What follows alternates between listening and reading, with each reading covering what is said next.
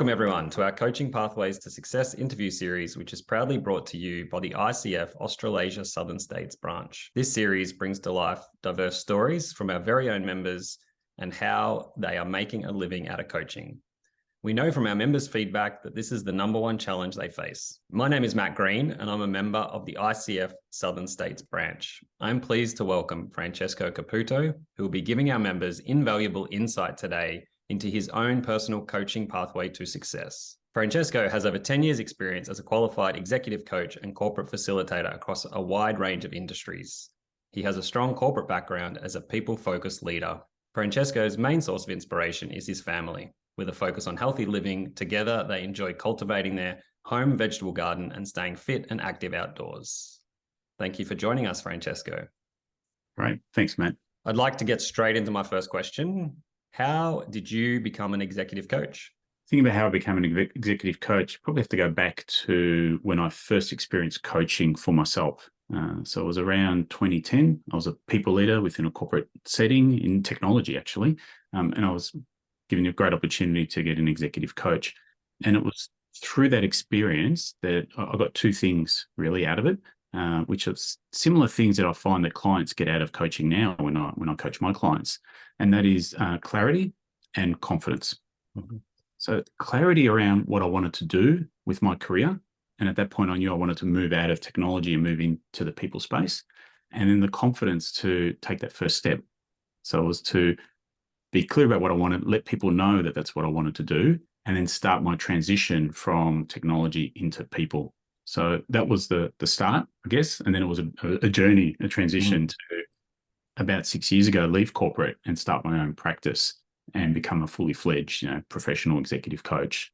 Thinking back, it was around that same time in 2011 when I started my coach training that I started working with Facet 5 as well. There are a couple of things that I use as part of my coach practice today. That's something I haven't heard of. Is there some more information you can give me about Facet 5?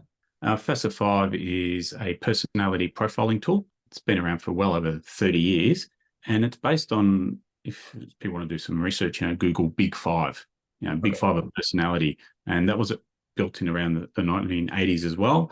And it's a psychological term saying that there are 5 areas you need to measure of a person, or you can measure independently to get a complete picture of someone's personality. So if you were to Google Big Five, you'd see there's a model called the Ocean model, and it's termed as openness, agreeableness, conscientiousness, extroversion, and neuroticism.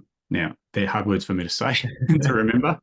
And there's a bit of negative connotation in some of those words as well. So what Facet did, said we want to be based in psychology and a strength-based tool, but we want to be more accessible and easy to use for people, easy to understand. So their terms are a bit simpler. So you've got words like will, energy, affection, control, and emotionality. So they look at the strengths and the risks of a person. And so what does that mean for you as an individual? So I use them a lot with coaching, especially at the start of a coaching engagement, because it helps us, the client, get to know themselves a little bit more quickly and gives us some data to use throughout the coaching journey. So it's a handy tool as a diagnostic to use as coaching, and you can use it outside of coaching as well, just to help people understand themselves, understand each other, and in a team setting, work more effectively together as well. So I use it a lot with teaming also. Yeah, is it something that you remind clients, like a few sessions in, or it'd be like, oh, remember your Facet profile. That's right. Yeah, absolutely. And there's no point doing a diagnostic and then putting it away. It's like if you've got some data, you've got some information, try and use it as appropriate throughout the sessions.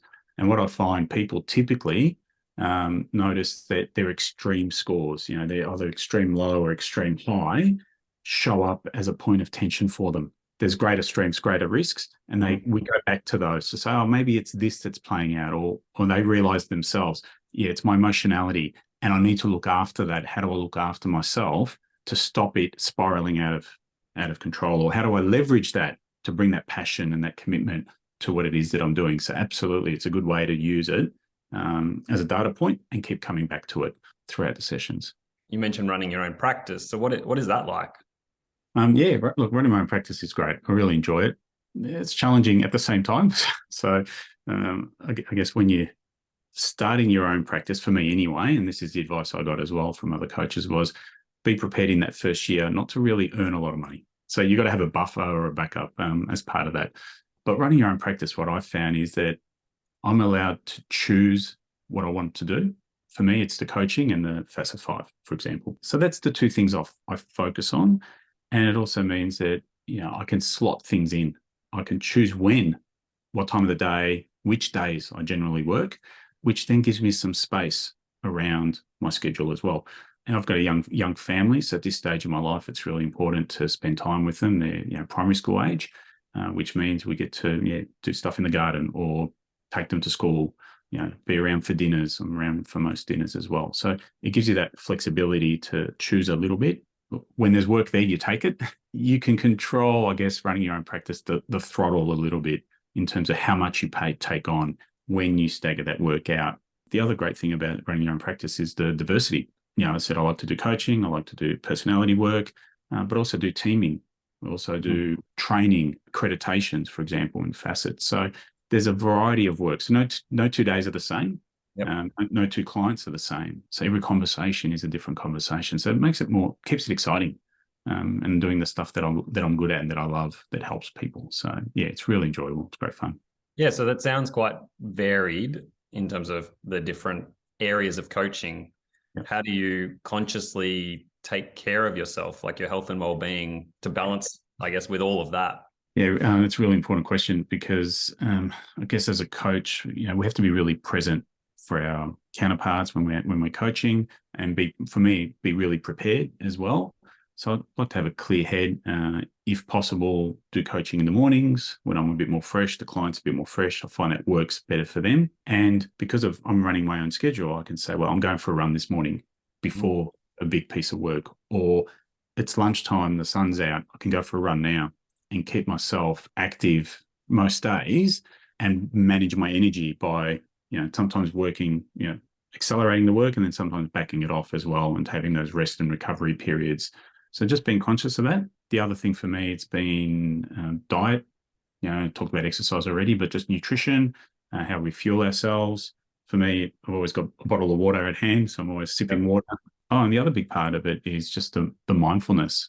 For that, I use just the breathing technique, deep breathing to help calm everything down, to be focused, to be present. So either before coaching, after coaching, during coaching sometimes, and then also to help manage any tension or apprehension that might come up before a session or during a session as well. So it's a really good proactive way to manage that apprehension. A really interesting part of the session outline, like, do you have a top and tail that's just personal, like your preparation? So what do you do just before a session or just after? Yeah, okay. Typically tell my wife not to talk to me before a session, because it's like, I don't want to bring on anything new. So I always log on about 10, 15 minutes before a session, make sure my tech's right, the room looks okay, I'm feeling okay. And then I'll walk away from the office and just get some fresh air, and then come back about 5 minutes prior and just sit, with my water, with my technology, whatever, turn off my phone, do not disturb, all of that business, close the blinds even, so I can be fully present for what's happening in front of me with the least amount of distractions. So there is a bit of a process. It's a bit of a habit, a bit of a routine as part of my preparation. And then afterwards, I tend to pretty much get up straight away and just get out and go for a little bit of a walk, refresh myself, and then come back and do any administration, like follow-up emails, booking the next session, logging things if they need to be logged, etc. Make any notes. That happens after a short break as well. So yeah, there's a bit of a process. Now that I think about it, it's not conscious. It's just sort of habit. Yeah, I love that. That really resonates. I think it's information that I think people love to hear, like what other people's systems are like. Yeah. Cool. So what are following on from that, what are some key things that you can share for other coaches out there to help them on their journey? Look, if I think back to when I first started coaching professionally full-time after leaving corporate, I did my best to build my network. And I was running around. I went to ICF events and other coaching companies events and things as well, and started to build my coach network. But what I neglected was my professional network, my business network, because that's where the clients are. So my advice would be do both. Right. Focus on your coaching colleagues, if you like, and your business network, your existing relationships, and work on both at the same time. I think that's really important. Going back to my earlier comment about being clear and having confidence, it's being clear about what you offer. This is what I do now. This is the kinds of clients I'm interested in, and let people know. Ask for help. Coaching is all about relationships. It's all about referrals, word of mouth. My initial big pieces of work all came from existing relationships, my business relationships that I had. Really mine those, work on those, and let people know this is what I'm doing. This is the kind of work I'm after. If you know of anyone who might need something like that, could you keep me in mind, let me know, or let them know about me, sort of thing. So there's that. Other things would be clear about that kind of work you want to do, like I said earlier as well, because you define yourself as the work you take on and the work you say no to as well, and where you want to spend your time, and do the things that energize you, that you can give value and give something back as well. Do you remember the process of having to say no when a client didn't feel right, and how do you do that, or how did you do that? Yeah, I remember there was a piece of work that was offered to me, and it was small bits of training. It was offsite, was away from home, so it meant it was going to take me away from my core business, my core practice, for an extended period, and it wasn't going to pay me very well. And at that time, I didn't have any other clients. Mm-hmm. And if I say yes to this, I'm going to be tied up for about 3 months, most days, and at the end, I'm going to have this much. So I said no. I just said it doesn't align with what I'm doing in my practice. Mm-hmm. So I remember saying no to that client. And then within a couple of days, I picked up a piece of work, which was 2 days full-time facilitation, which pretty much covered those weeks and weeks of work that I would have been doing, running up and down, running up and down, running up and down. And if I'd taken on that initial piece of work, I would have had to say no to that major piece of work, which was aligned with what I was doing, which was much more lucrative. So you need to look at, well, where's the effort and where's that return coming from? And just be honest and transparent to say, look, this is what I work on. This is what I focus on. Also, sometimes the rates you're offered aren't aligned with what you're worth or what the value is. And a great piece of advice I got from a senior coach years ago when I started, he said, your price is your brand. Where you value yourself is the value that people see as well. So you need to be comfortable saying, this is how much I charge, because this is the value you'll get. This is the work I need to put in, the preparation, all the rest of it. In the morning, you might only do 1 or 2 coaching sessions. You're not working 8 hours a day coaching generally. So you need to factor in that downtime as well.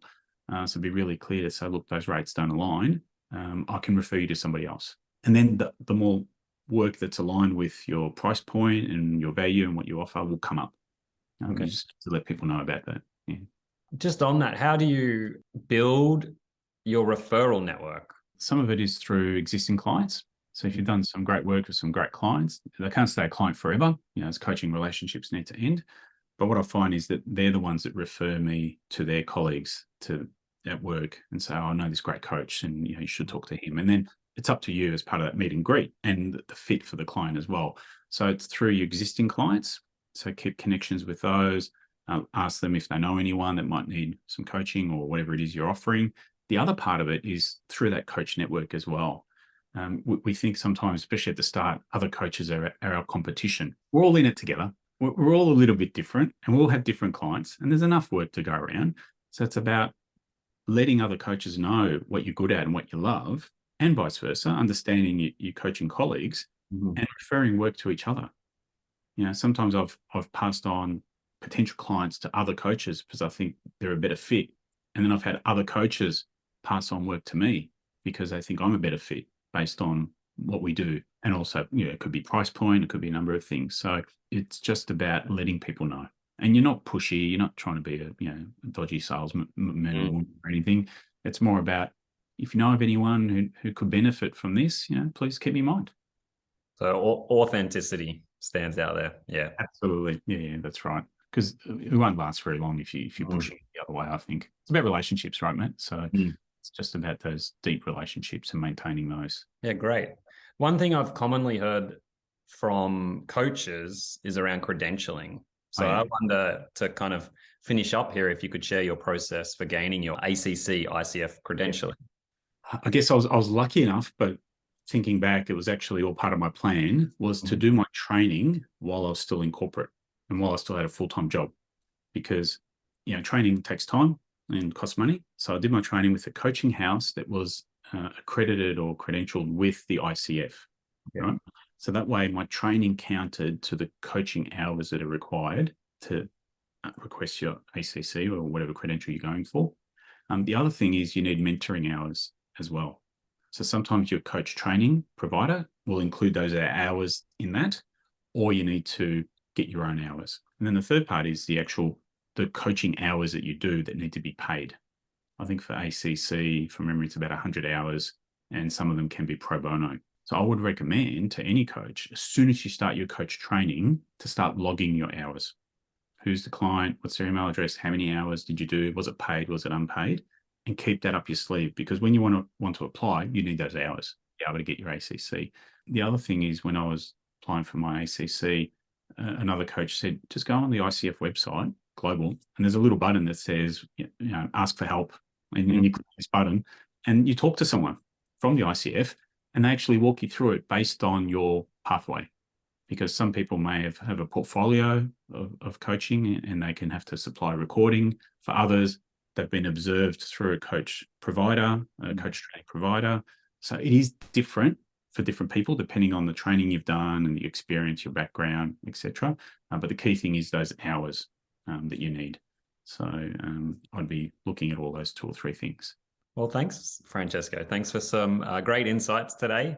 I know I've learned from that and from conversations we've had, and no doubt everyone who joins us will take a lot out of this conversation. Great. Thank you, Matt. So for those members who would like to connect with you, how do they get in touch? Okay. Look, LinkedIn is probably the best way. My contact details are on there. So if you just, LinkedIn, Francesco Caputo, you'll see a picture of me, and just send me a message. I always reply. Always happy to connect with newer coaches or people that are looking to start their practice, build their network. One thing to say too, Matt, is that ask for help. I remember when I started, and I still talk to mentors that I met 5-6 years ago when I first started coaching. They're still part of my network now, and we've become friends and still support each other. So ask for help. So if you're not sure and you see someone you like, or you go to a session and you say, oh, that person, I resonate with them, book some time with them. People were generous at the start and offered me time. So now it's my time to pay it forward to some extent, and to make that available to others as well. So happy to have a chat with anyone, bounce ideas, just give them advice, whatever they need, really. Always up for that. That is a great reminder. Thank you again, Francesco, and to those listening. Great. Thanks, Matt.